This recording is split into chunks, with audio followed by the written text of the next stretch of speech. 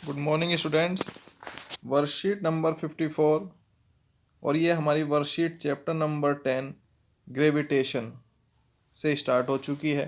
गुरुत्वाकर्षण जिसके नाम से जिसको हिंदी में जाना जाता है। ये चैप्टर आपका बहुत ही इंटरेस्टिंग चैप्टर है।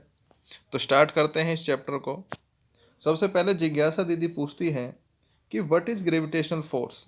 ये जो ग्रेविटेशनल फोर्स क्या है and what is its importance, और उसकी इम्पोर्टेंस क्या है, क्या उसका महत्व क्या है हमारे लिए। तो ज्ञान जो है वो एक जवाब देता है काफ़ी सोचने के बाद। ज्ञान and observing that are ripen apple always falls on earth. ज्ञान एक ऑब्जर्विंग रिपन एप्पल जो है, जो एक पका हुआ सेब है, वो हमेशा नीचे की तरफ गिरता है, पृथ्वी की तरफ गिरता है। तो यहाँ से न्यूटन ने जो है एक नियम निकाला था। Newton deduce the earth attracts every object towards itself by force. यहाँ से न्यूटन ने कहा, क्योंकि न्यूटन जो थे वो एक बार एक सेब के पेड़ के नीचे बैठे हुए थे और उन्होंने देखा कि एक सेब ऊपर से नीचे आकर गिरता है। उससे पहले भी सेब ऊपर से नीचे आकर गिर रहे थे, लेकिन किसी ने नहीं सोचा कि ये नीचे ही क्यों गिरा, ऊपर क्यों नहीं गया।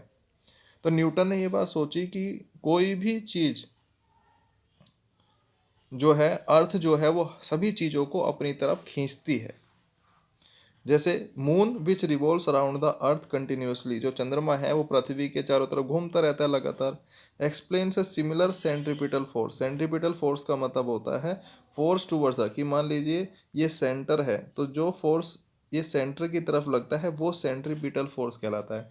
कि मान लो ये अर्थ है और यहाँ पर आपका जो चंद्रमा है वो लगातार गति कर रहा है इसके चारों तरफ, तो ये बाहर नहीं जाता और ना अंदर आ जाता, क्योंकि इस पर एक सेंट्रीपिटल फोर्स पृथ्वी लगाती है जो इसको लगातार बराबर दूरी पर इसे घुमाता रहता है। इस सेंट्रीपिटल फोर्स की वजह से चंद्रमा ऐसे घूमता रहता है, वरना ये बाहर भी जा सकता है और अंदर भी गिर सकता है, लेकिन ऐसा नहीं होता। तो चलिए आगे देखते हैं। By earth but they never collide, लेकिन कभी वो कोलाइड नहीं करते। Similarly all planets revolve around the sun, सभी प्लैनेट्स सन के अराउंड घूमते रहते हैं।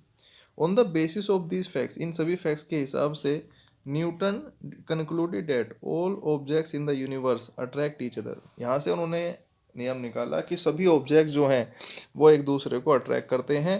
And this force of attraction between objects, ये जो फोर्स ऑफ अट्रैक्शन लगता है ऑब्जेक्ट्स में, वही क्या कहलाता है, ग्रेविटेशनल फोर्स कहलाता है। तो यहाँ से एक नियम आया जिस नियम को कहा गया यूनिवर्सल लॉ ऑफ ग्रेविटेशन।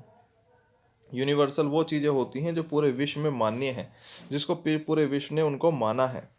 तो बहुत ही इंपॉर्टेंट है, आपके एग्जाम्स में काफ़ी बार ये लॉ पूछा जाता है। नियम क्या कहता है देख लेते हैं। स्टेटमेंट लिखने के लिए कई बार एग्जाम में आती है।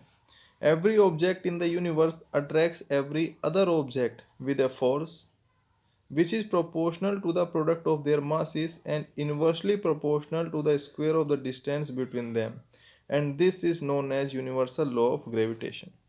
मान लेते हैं दो ऑब्जेक्ट हैं हमारे पास में जिनका मास जो है वो एक का m1 है, दूसरे का m2 है। इन दोनों के बीच की जो दूरी है वो d हमने मान ली।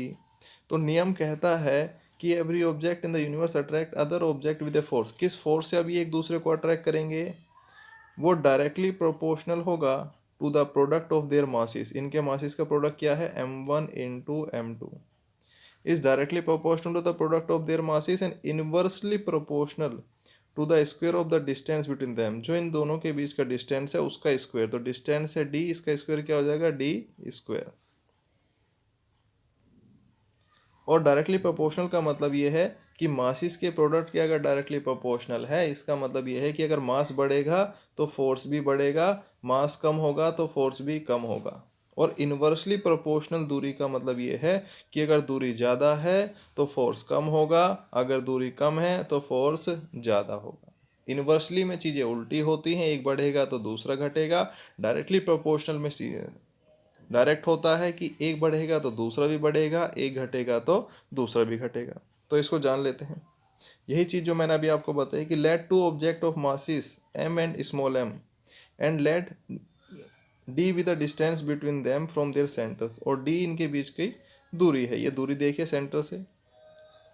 If the force of attraction, और फोर्स ऑफ अट्रैक्शन इनके बीच मान लेते हैं f लगता है, तो यूनिवर्सल लॉ ऑफ ग्रेविटेशन के हिसाब से the force F between them is directly proportional to the product of their masses, तो ये मासेस का प्रोडक्ट हो गया। दूसरा, inversely proportional to the square of the distance between them from their centres. अब इनवर्सली प्रोपोर्शनल किसके है, उसकी दूरी के, तो इनवर्सली प्रोपोर्शनल को इस तरीके से लिखा जाता है और डिस्टेंस का स्क्वायर है तो ये आ गया आपके पास में। तो इन दोनों इक्वेशन को, फर्स्ट इक्वेशन और सेकंड इक्वेशन को अगर हम मिला दें तो हमारे पास कुछ ये बनता है। अगर हम ये प्रोपोर्शनलिटी का साइन हटाएं तो इक्वल का साइन आता है और उसकी जगह एक कांस्टेंट हम लिखते हैं जिसको कैपिटल जी से डिनोट किया जाता है, और इस कैपिटल जी को कहा जाता है universal gravitational constant. Capital G is the proportionality constant and it is called universal gravitation constant. its accepted value, इस कैपिटल जी की वैल्यू आप सभी याद रखेंगे 6.673 इंटू 10⁻⁻11 और न्यूटन मीटर स्क्वायर पर किलोग्राम स्क्वायर। यूनिट कैसे ही, ऊपर क्या थे हमारे पास, मासिस थे, कैपिटल एम और स्मॉल एम, तो ये मास का किलोग्राम का स्क्वायर बना होगा, डिस्टेंस का स्क्वायर मतलब मीटर का स्क्वायर रहा होगा, और फोर्स के लिए क्या रही होगी यूनिट, न्यूटन। आइए अब देखते हैं कि इसकी जो लॉ है, जो ये नियम है, इसका इम्पोर्टेंस क्या है। तो universal law of gravitation explain several phenomena, some of them are the force that bind us together. जो फोर्स हमें पृथ्वी से जोड़े रखता है, अगर गुरुत्वाकर्षण ना हो तो हम भी मून, जैसे मून पे लोग ऐसे ऊपर ही ऊपर जो है घूमते रहते हैं, हवा में उड़ते रहते हैं, ऐसा ही होता। ये ग्रेविटेशन फोर्स है जो हमें जोड़ के रखता है। दूसरा, the motion of the moon around the earth. अब जो मोशन है मून का अर्थ के चारों तरफ, अर्थ के चारों तरफ मून जो है वो रोटेट करता रहता है, वो भी किसकी वजह से है, यूनिवर्सल लॉ ऑफ ग्रेविटेशन की वजह से है, या कह सकते हैं लॉ ऑफ ग्रेविटेशन की वजह से। The motion of the planets around the sun, जो प्लैनेट्स अर्थ के चारों तरफ घूमते रहते हैं, वो भी किसकी वजह से है, ग्रेविटेशन लॉ की वजह से है। द टाइड, जो ज्वार भाटा आते हैं, द टाइड्स इंक्रीज और decrease in the water level in sea due to the moon and the sun. ये क्वेश्चन कई बार एसएसटी में आपने देखा होगा कि ज्वार भाटा जो है या जो टाइड्स आते हैं वो किसकी वजह से, जो गुरुत्वाकर्षण बल लगाया जाता है सूर्य और चंद्रमा के द्वारा, उसकी वजह से होता है। Flow of water in the river, river में जो फ्लो लगातार पानी का होता रहता है वो भी गुरुत्वाकर्षण है। रेनफॉल के लिए भी जिम्मेदार है, कि जब रेनफॉल जो है नीचे की दिशा में हो रही है तो उसके लिए भी जिम्मेदार है कौन है, गुरुत्वाकर्षण है। तो कुछ क्वेश्चंस हैं इसके, वो क्वेश्चन देख लीजिए। एक तो right universal law of gravitation आपको लिखना है, बहुत ही इंपॉर्टेंट है। इसकी इम्पोर्टेंस क्या है, ये इसकी इम्पोर्टेंस है।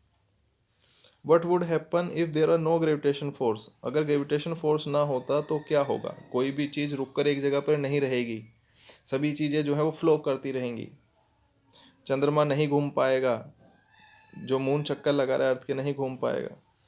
फिर है question number 4, what does G denotes in the equation for universal, तो जी क्या डिनोट कर रहा है, यूनिवर्सल ग्रेविटेशन कांस्टेंट, और इसकी वैल्यू क्या है, ये वैल्यू है इसकी 6.6। तो सभी चैप्टर 10 को एक बार रीड कर लेंगे वर्कशीट को करने से पहले, और थैंक यू वेरी मच।